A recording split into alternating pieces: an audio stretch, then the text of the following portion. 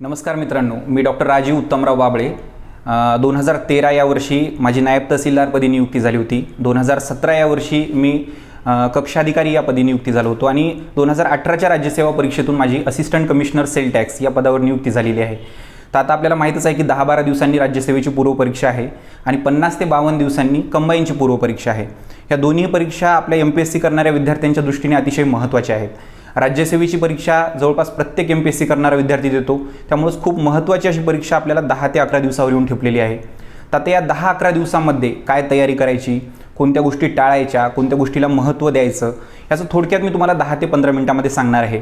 तर आपल्याला बऱ्याच जणांना माहीत असेल की आता परीक्षा आली की म्हणजे अँक्झायटी होते, आपल्याला टेन्शन येते, आता माझा अभ्यास होईल की नाही, हे एक टेन्शनचं वातावरण निर्माण होते. आणि या काळामध्ये आपण आपल्या बऱ्याचशा मित्रांपासून दूर आहोत, घरी लॉकडाऊनमध्ये अभ्यास करतोय, त्यामुळे असं एक वाटते की आपलं होईल की नाही अभ्यास. तर हे तुम्हाला एक सांगतो की मी राज्यातून जो प्रथम येणार आहे त्यालासुद्धा हे टेन्शन आहे. जो राज्यसेवेच्या प्रीमध्ये पहिल्या क्रमांकाने येणार आहे त्यालासुद्धा असं वाटत असेल की आपलं होईल की नाही.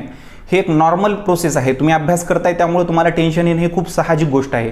त्यामुळे त्या टेन्शनचा बाऊ न करून घेता आता अभ्यास करणं हे खूप महत्त्वाचं आहे. कारण हे टेन्शन कधी संपणार नाही. प्रीचं टेन्शन येईल तुम्हाला, त्यानंतर मेन्सचं टेन्शन येईल, मेन्स झाल्यानंतर इंटरव्ह्यूचं टेन्शन येईल, इंटरव्ह्यू झाल्यानंतर तुम्ही परीक्षेतून सिलेक्ट झाल्यावर, पदावर सिलेक्ट झाल्यावर त्याच्यानंतर टेन्शन संपणार नाही. त्यामुळे त्या टेन्शन येईल, त्या टेन्शनला कसं हाताळायचं हे खूप महत्त्वाचं आहे. त्यामुळे मी काही मुद्दे सांगतो तुम्हाला. तर त्या विचारांपैकी सगळ्यात जास्त येणारा विचार म्हणजे काय बघा, की आता यावेळी माझा अभ्यास झाला नाही, यावेळी तसे जागा कमीच आहेत, तर यावेळी मी तशीच परीक्षा देऊन बघतो, त्यानंतर मी पुढच्या वर्षी चांगलं सिरियसली तयारी करतो, लॉकडाऊनमुळे माझ्याजवळ पुस्तकं नाहीत किंवा स्टडी मटेरियल नाही, पूर्ण अभ्यास होत नाही. हा एक सगळ्यांना कॉमनली वाटणारा एक हे आहे, मनात संशय येण्याचं हे आहे वातावरण. परंतु अशा वातावरणात काय करायचं तुम्हाला सांगतो. हे परीक्षा जवळ आल्यावर एक साहजिक आहे. हे तुम्ही सगळ्यात पहिले मनात ठरवा की हे साहजिक आहे आणि हे सगळ्यांना वाटतं. त्यामुळं हा जो परफॉर्मन्स आहे, हा जो अटेम्प्ट आहे, तुम्ही एकदम चांगल्या पद्धतीनं देणार. माझं सगळ्यात चांगला परफॉर्मन्स मी यामध्ये देईल आणि माझं सिलेक्शन होईल, हा विश्वास मनात बाळगून तुम्ही 10-11 दिवस अभ्यास करा. आता बऱ्यापैकी अभ्यास झाला आहे, आपण 6-7 महिन्यापासून अभ्यास करतोय, कोणी वर्षभरापासून करते. आता शेवटचे 10 ते 11 दिवस रिव्हिजनसाठी खूप महत्त्वाचे आहेत. आपण वर्षभर अभ्यास केला हे मान्य आहे, 6 महिन्यात अभ्यास केला मान्य आहे, परंतु ह्या 10 दिवसाच्या रिव्हिजनलाही तेवढंच महत्त्व आहे जेवढं अभ्यासाला महत्त्व आहे. रिव्हिजनचं तुम्ही टाइम टेबल करत असताना तो थोडा फ्लेक्झिबल ठेवा. असं ठेवू नका की मी या 3 तासामध्ये हा विषय करणार, मग त्या 3 तासात झालं नाही तर काय होईल, त्या पुढच्या विषयाला पण वेळ कमी मिळेल आणि हा विषय पूर्ण झाला नाही म्हणून पण टेन्शन येईल. त्यामुळं थोडं टाइम टेबलमध्ये फ्लेक्झिबल ठेवा आणि एक प्रॅक्टिकली टाइम टेबल ठरवा तुम्ही. असं नाही की मी एका दिवसात पूर्ण GSचा अभ्यास करतो, असं शक्य नाही. त्यामुळं हे 2 विषय मी एका दिवसात करतो, पुढचे 2 विषय मी एका दिवसात करतो, असं टाइम टेबल ठरवा. आणि एखाद्या वेळेस तो विषय जर झाला नाही तर त्याला काहीतरी कुठेतरी दुसरीकडे वेळ देता यावं, याप्रमाणे तुम्ही एक फ्लेक्झिबिलिटी तुमच्या अभ्यासाच्या टाइम टेबलमध्ये ठेवा. आता परीक्षा जवळ आलेली आहे म्हणून बऱ्याच विद्यार्थी काय करतात की प्रश्नपत्रिका सोडवायला घेतात. वेगवेगळ्या क्लासेसच्या प्रश्नपत्रिका असोत किंवा आयोगाच्या प्रश्नपत्रिका असोत. तर ह्या प्रश्नपत्रिका तुम्ही सोडवा, प्रश्न बघा, परंतु स्वतःला टेस्ट करू नका.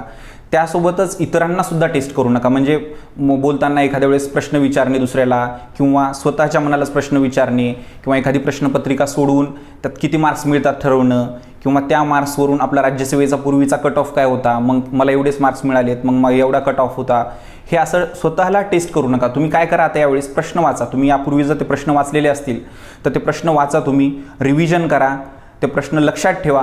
परंतु ह्या प्रश्नाचं उत्तर मी हे दिलं होतं आणि काय उत्तर दिलेलं आहे त्यामुळे मला इथं एवढा मार्क्स मिळतोय, हे करणं बिलकुल टाळा तुम्ही. आणखी या शेवटच्या 10 दिवसामध्ये किंवा 50 दिवसामध्ये आपल्याला एक वाटते की एखादा प्रश्न, एखादा टॉपिक वाचला तर आपण काय करतो की तो टॉपिक पुन्हा आठवण्याचा प्रयत्न करतो. जसंच्या तसा मला ह्यातला आठवते का, पूर्ण सांगता येते काय, याची काहीच गरज नाही तुम्हाला. आता सध्या तुम्हाला काय आहे बघा, 4 पर्याय येणार आणि त्या 4 पर्यायापैकी कोणतं योग्य पर्याय हे निवडायचं आहे. त्यामुळं ह्याचं इसवी सन काय होतं आणि याच्यामध्ये कोणते 4 गोष्टी होत्या हे आठवू नका तुम्हाला. तिथं पर्याय दिल्यावर आपल्याला निवडायचं आहे. मी जे वाचणार ते मला सगळं आठवणार आणि 4 पर्यायापैकी तर नक्कीच आठवणार, असं कॉन्फिडन्स तुम्ही स्वतःजवळ बाळगा. आता रिव्हिजन करताना CSAT आणि GS, तुम्हाला माहीत असेल की CSATला आणि GSला ह्या दोघांनाही सारखंच वेटेज आहे. परंतु काय होते, आपण GSचा टाइम टेबल बनवतो. ह्या 10 दिवसाचा टाइम टेबल बनवताना इतिहासाला 1 दिवस लागतो, भूगोलाला 2रा दिवस लागतो, विज्ञानाला 3रा दिवस लागेल, सामान्य विज्ञान. तर ते करताना CSATकडे दुर्लक्ष होऊ देऊ नका. बऱ्याच वेळा असं होते की मी जेव्हा अभ्यास करत होतो बरेचसे विद्यार्थी फक्त GS करायचे 10-15 दिवसामध्ये आणि शेवटच्या 10-15 दिवसात GS केल्यानंतर ऐन परीक्षेच्या वेळी CSAT सोडवताना आपल्याला तेवढी प्रॅक्टिस पूर्वी केलेली असते, परंतु या 10 दिवसामध्ये पण करणं तेवढंच गरजेचं आहे. कारण लक्षात ठेवा 200 मार्क तुम्हाला GSला आहेत आणि तेवढेच मार्क तुम्हाला CSATला आहेत. त्यामुळं मार्क्सनुसार व्यवस्थित डिस्ट्रीब्युशन करा. CSATची तुम्ही प्रॅक्टिस करा. शेवटच्या कालावधीमध्ये CSATची प्रॅक्टिस करणे याच्यासाठी गरजेचं आहे, कारण एखादं फॉर्म्युला लक्षात ठेवणं किंवा एखादी पझल दिली असेल त्या पझलला सोडवण्यासाठी कसं सोडवत जायचं हे तुमचं ब्रेन स्ट्रॉमिंग होईल तेव्हा, त्यामुळे हे गरजेचं आहे. आता हे बघितलं आपण CSAT आणि GSला दोघांना सारखं वेटेज देण्याचं बघितलं.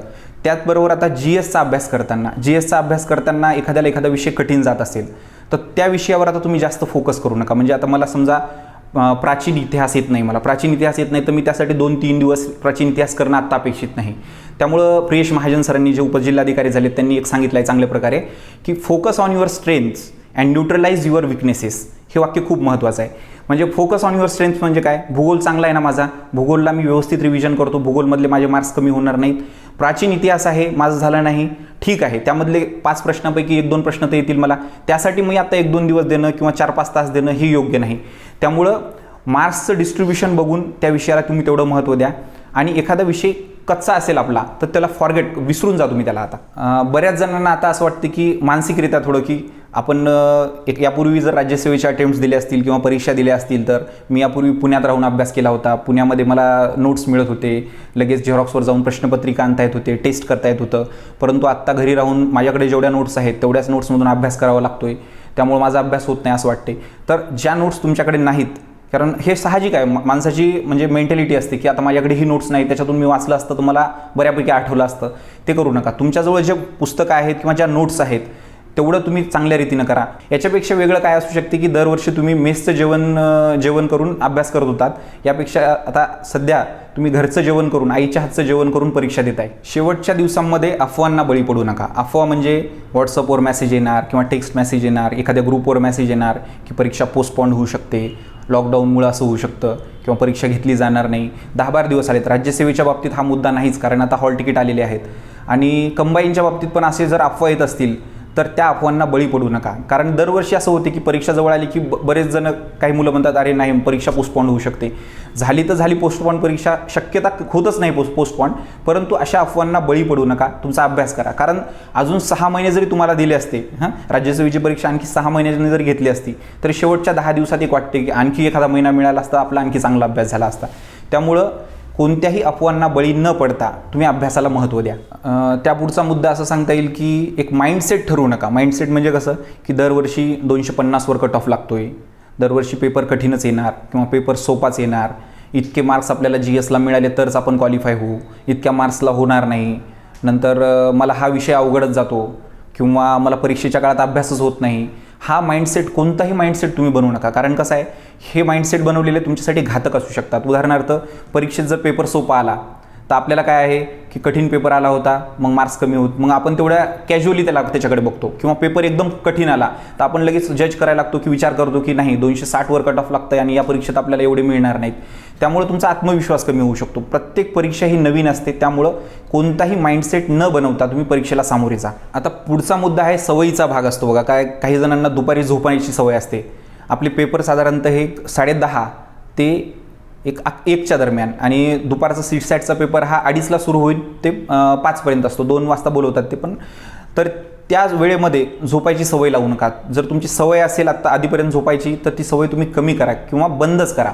एक 10-15 मिनिटाची नॅप, पॉवर नॅप म्हणता येईल त्याला, 10-15 मिनिटं झोपले की एकदम फ्रेश वाटतंय, ते तुम्ही करू शकता. कारण ते 2 पेपरच्या मध्ये 1 ते 2च्या दरम्यान तुम्ही ते 10 ते 15 मिनिटं झोप घेऊ शकता. परंतु दुपारी 2 ते 3 तास झोपायची सवय, नंतर संध्याकाळी अभ्यास करतो 2 तास झोपतो दुपारी, ही सवय आत्ता लावून घेऊ नका. आणि तुमची तशी जर सवय असेल तर ती सवय पूर्णतः बंद करा तुम्ही या 10 दिवसामध्ये. आता पुढचा मुद्दा आहे न्यूजपेपर वाचणे.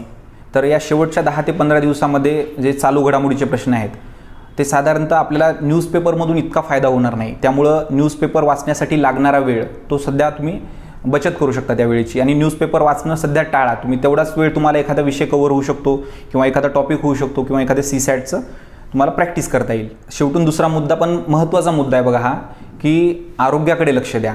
तर आता आरोग्य म्हणजे फक्त शारीरिक आरोग्य नव्हे तर शारीरिक आणि मानसिक आरोग्य ह्या दोन्हीची तुम्ही काळजी घ्या. कारण शरीरासोबत मन हे पण सुदृढ असणं गरजेचं आहे आणि मनासोबत शरीर पण. काय होते की आपण शरीरानं खूप तंदुरुस्त आहोत पण मनामध्ये आपल्या भीतीचं वातावरण आहे, माझा अभ्यास होईल की नाही, हे विकनेस आहे मनाचा, तो तुम्ही त्याला विकनेसला थाराच देऊ नका. मनात विचार आला होत नाही अभ्यास, लगेच बाहेर काढा त्या विचाराला आणि म्हणार माझा अभ्यास होणार, माझा चांगला परफॉर्मन्स येणार आणि मी ही परीक्षा पास होणार नक्की. तसंच शारीरिक आरोग्याकडे पण तेवढंच लक्ष द्या. आत्तापर्यंत आपण सगळे मुद्दे बघितले मानसिक आरोग्याच्या संबंधात. तर आता शारीरिक आरोग्य कसं महत्त्वाचं आहे, व्यवस्थित जेवण करा, भरपूर पाणी प्या. शारीरिक आरोग्याला जपाल तुम्ही तर तेवढं तुम्हाला बॉडी साथ देईल आणि तेवढं तुम्ही चांगल्या रीतीने पेपर सोडवू शकाल. या शेवटच्या दिवसांमध्ये पुरेशी झोप घ्या तुम्ही. वाटलं तर योगा मेडिटेशन करत असाल ते करा, करत नसाल तर ते करण्याचा प्रयत्न करा तुम्ही. चांगल्या मित्रांसोबत बोला, जे पॉझिटिव्ह एनर्जी देणारे मित्र असतात त्यांच्याशी बोला, तुमच्या घरच्या व्यक्तींशी बोला. हा एक फायदा आहे तुम्हाला की यावर्षी तुम्ही घरी आहात आणि घरच्यांसोबत राहून तुम्ही अभ्यास करताय, त्यांच्याशी बोला. पुरेशी झोप घ्या. हे बघा, आता तुम्ही 2 तास झोपतो 3 तास झोपतो असं करू नका, कारण पुरेशी 6 तास झोप घ्या. उरलेल्या 18 तासामध्ये तुम्हाला जास्तीत जास्त युटिलायझेशन होईल वेळेचं.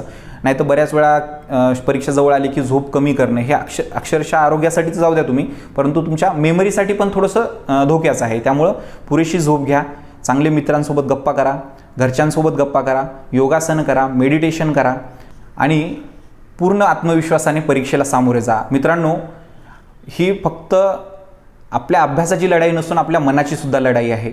फुल कॉन्फिडन्सनं तुम्ही पुढे जा परीक्षेला, तुम्हाला यश नक्कीच मिळेल. All the best.